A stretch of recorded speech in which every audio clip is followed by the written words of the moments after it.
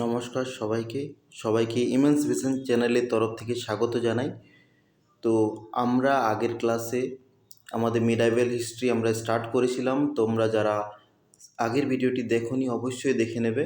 সেখানে আমরা মুসলিম বা ইসলামের ইতিহাস নিয়ে আমরা আলোচনা করেছিলাম। আজকে আমরা ভারতে মুসলিম আক্রমণ নিয়ে আমরা আলোচনা করব। তোমরা যারা চ্যানেলে নতুন থাকবে অবশ্যই চ্যানেলটাকে সাবস্ক্রাইব করে নেবে এবং বন্ধুদের মধ্যে ভিডিওটাকে শেয়ার করে নেবে।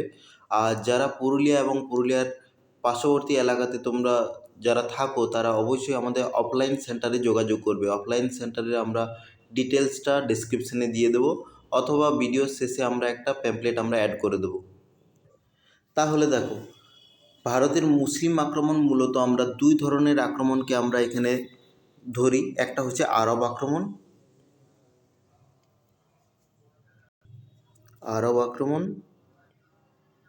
আর আরব আক্রমণের মধ্যে আমাদের মূলত যে আক্রমণটা আমাদের পড়তে হয় সেটা হচ্ছে মোহাম্মদ বিন কাসিম। কত সালে আক্রমণ করেছিল? 712 এডিতে করেছিল। ঠিক আছে, এডি মানে অ্যান্নো ডোমিনি বা খ্রিস্টাব্দ। তুর্কি আক্রমণের মধ্যে আমাদের দুটো আক্রমণ পড়তে হবে। একটা হচ্ছে গজনি সুলতান মাহমুদ, আর একটা হচ্ছে আমাদের মোহাম্মদ ঘুরি। তাহলে দেখো, আমরা আগের ক্লাসে আমরা জেনেছি যে হজরত মোহাম্মদের মৃত্যুর পর ইসলামিক জগতের যে কার্যভার সামলায় তারাকে কী বলা হতো? খলিফা।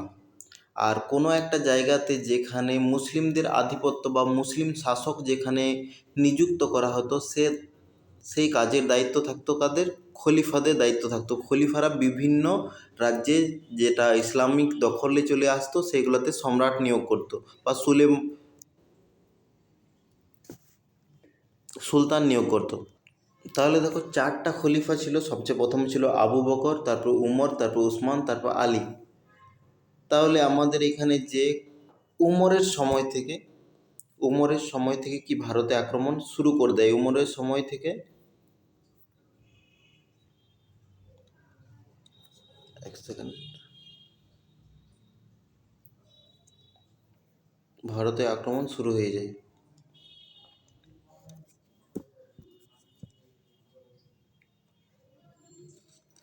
আর ডেটটা যদি আমাদের জানতে হয় তো ডেটটা মনে রাখবে যে 637 থেকে ভারতে আক্রমণ শুরু হয়ে যায়। একাধিক আক্রমণ হয়েছে, তার মধ্যে কিন্তু সেরকমভাবে সফলতা তাদের লাভ হয়নি। এবারে ঘটনাটা ঘটছে 712 এডিতে। 711 এডিতে কী হয়েছিল? যে শ্রীলঙ্কা থেকে ইরানে ব্যবসা বাণিজ্য চলতো। আর সেই ব্যবসা বাণিজ্য চলার সময় দেওয়াল বন্দরের কাছে কিছু জলদস্যু কী করে? এই ব্যবসার যে জাহাজটাকে লুট করে নেয়। আর সেই জাহাজ লুট করার ফলে যে ইরাকের যে সম্রাট আমরা পরবর্তীতে নামগুলো আমরা জেনে নেব। ইরাকের যে সম্রাট, সে তার ক্ষতিপূরণ কার কাছে চায়? ক্ষতিপূরণ চায় সিন্ধু প্রদেশের যে রাজা ছিল, তৎকালীন যে সিন্ধু প্রদেশের যে রাজা ছিল তার কাছে কি তার ক্ষতিপূরণ চেয়ে বসে। আর সেই নিয়ে তাদের মধ্যে দ্বন্দ্ব সৃষ্টি হয়। এই ধরনের একটা ঘটনা আমরা ইতিহাস থেকে জানতে পারি, কিন্তু এটার সত্যতা নিয়ে খুব একটা পুষ্টিকর কোনো প্রমাণ পাওয়া যায়নি। এবার দেখো, 712 এডির সময়, 712 এডিতে সেই সময় খলিফা কে ছিল? বাগদাদের খলিফা ছিল সেই সময় সুলেমান। আর ইরাকের সেই সময় রাজা ছিল আল হিজাজ। আর আল হিজাজের সেনাপতি ছিল মোহাম্মদ বিন কাসিম সেই সময় খুব অল্প বয়সে ছিল, তার এজ ছিল 17 বছর বয়স। আর তার নেতৃত্বে সিন্ধু প্রদেশে তাদের অভিযান চালানো হয়। সেই সময় সিন্ধু প্রদেশের রাজা কে ছিল? সিন্ধু প্রদেশের রাজা ছিল রাজা দাহির। কোন বংশে ছিল? ব্রাহ্মণ ডাইনেস্টি বা ব্রাহ্মণ বংশীয় রাজা ছিলেন তিনি। এবারে দেখো, হঠাৎ করে এখানে কি হয় যে আক্রমণটা দেওর বন্দর যেটাকে বলা হয়, সেই বন্দরে মোহাম্মদ বিন কাসিম অ্যাটাক করে।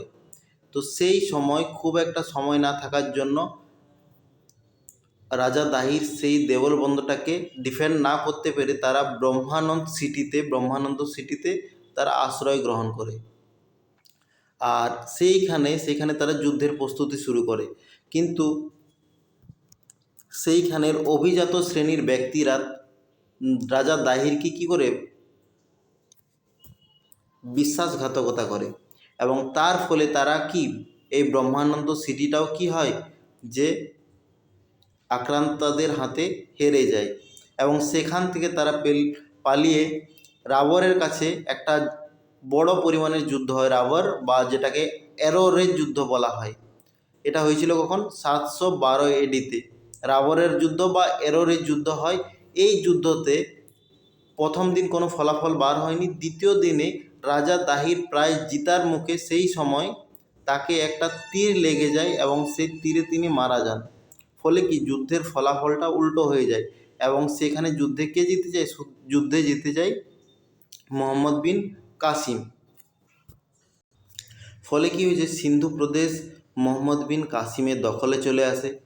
আর তার 1 বছর পরে 713 এডিতে মোহাম্মদ বিন কাসিম মুলতানে আক্রমণ করে। মুলতান সেই সময় খুব একটা প্রসপেরাস জায়গা ছিল, প্রসপেরাস মানে খুবই উন্নত জায়গা ছিল। আর তার কারণ হিসেবে কী ছিল, যে সেইখানে একটা সূর্য মন্দির ছিল, সূর্য মন্দির বিশাল আকারে একটা সূর্য মন্দির ছিল, যেখান থেকে প্রচুর পরিমাণে তীর্থযাত্রীরা ওখানে দান করত। তো সেই শহরটাকে মোহাম্মদ বিন কাসিম লুট করে এবং সেইখান থেকে প্রচুর পরিমাণে স্বর্ণ মুদ্রা বা স্বর্ণ ওখান থেকে লুট করে।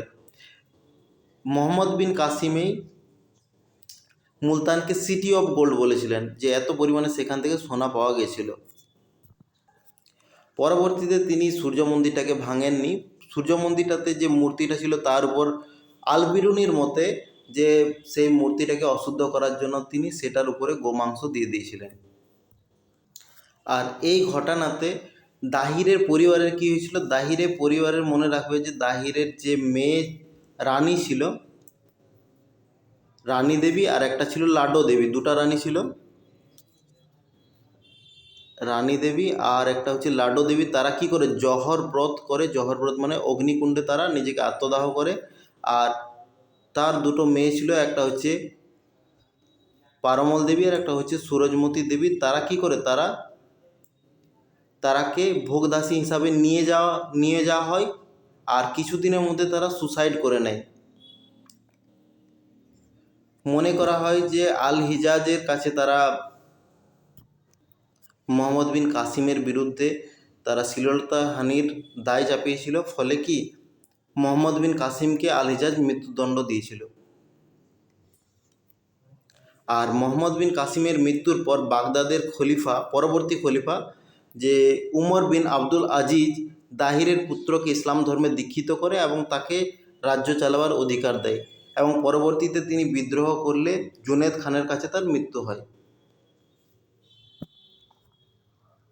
এবারে দেখো, আমরা এখন একটা গল্প আমরা শুনলাম, যেখানে দাহিরের পুরোপুরি ঘটনা নিয়ে আমরা জানতে পারলাম। সেই যে ঘটনাটা, সেই ঘটনাটা আমরা কোন গ্রন্থ থেকে জানা যায়? সেটা হচ্ছে চাচনামা নামক গ্রন্থ থেকে আমরা জানতে পারি। মনে করা হয় এই চাচনামা, যে চাচ আছে, চাচ হচ্ছে দাহিরের পিতা, কিন্তু এই বইটাকে পরবর্তীতে কে ট্রান্সলেট করেছিল এটা আমাদের কোয়েশ্চানে আসে। সেটা হচ্ছে আলী আহমেদ এবং আলী বুকর কুফি। এবারে দেখো, সিন্ধু প্রদেশে মোহাম্মদ বিন কাসিম কতদিন রাজত্ব করতে পেরেছিল? 712 এডি থেকে 714 এডি পর্যন্ত। আর তার মধ্যে তিনি কি কি পরিবর্তন করেছিলেন? প্রথম হচ্ছে তিনি জিজিয়া কর লাগু করে, কিন্তু মনে রাখবে যে এইখানে জিজিয়া কর লাগু করা হয়নি কাদের উপর? জিজিয়া কর লাগু করা হয়নি বিধবাদের উপর আর ব্রাহ্মণদের উপর, এখনও জিজিয়া কর লাগু করা হয়নি। দ্বিতীয় হচ্ছে ধীরাম নামক স্বর্ণমুদ্রা চালু করে। ভারতে সর্বপ্রথম আরবিয়ান ঘোড়া নিয়ে আসে। সিন্ধু প্রদেশে খেজুর চাষ এবং উটের প্রতিপালন শুরু করে। চরক সংহিতার আরবি ট্রান্সলেশন করা হয়। আর কে করেছিল? এটা মুকাফা হবে, ঠিক আছে, মুকাফা করেছিল। এখানে বানানটা একটু ভুল হয়ে গেছে, মুকাফা করেছিল। আর পঞ্চতন্ত্রের আরবি ট্রান্সলেশন করা হয়েছিল, যার আরবি ট্রান্সলেশনটার নাম হচ্ছে কালিলাভার দিমনা, এটাও মুকাফা করেছিল। তাছাড়া সুশ্রুত সংহিতার আরবি ট্রান্সলেশন করা হয়, যার নাম হচ্ছে কিতাব শাহ সুন আল হিন্দ, আর সূর্য সিদ্ধান্ত, ব্রহ্ম সিদ্ধান্ত ইত্যাদি বইয়ের আরবি ট্রান্সলেশন করেছিলেন কে করেছিল? আল-ফাসারি করেছিল।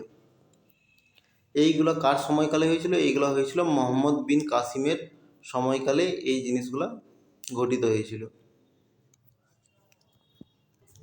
তাহলে দেখো, আমরা মোহাম্মদ বিন কাসিমের সিন্ধু জয় নিয়ে আমরা পড়লাম। এর পরবর্তীতে আমাদের মোহাম্মদ ঘুরি এবং গজনী সুলতান মাহমুদ আমরাকে পড়তে হবে, বা তুর্কি আক্রমণ আমরা পড়ব।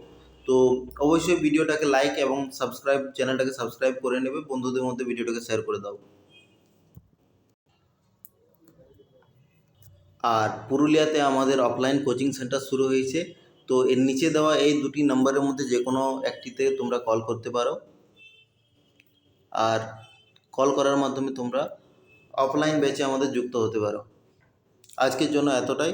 পরবর্তী ভিডিওতে আমাদের দেখা হচ্ছে। Tata, bye bye.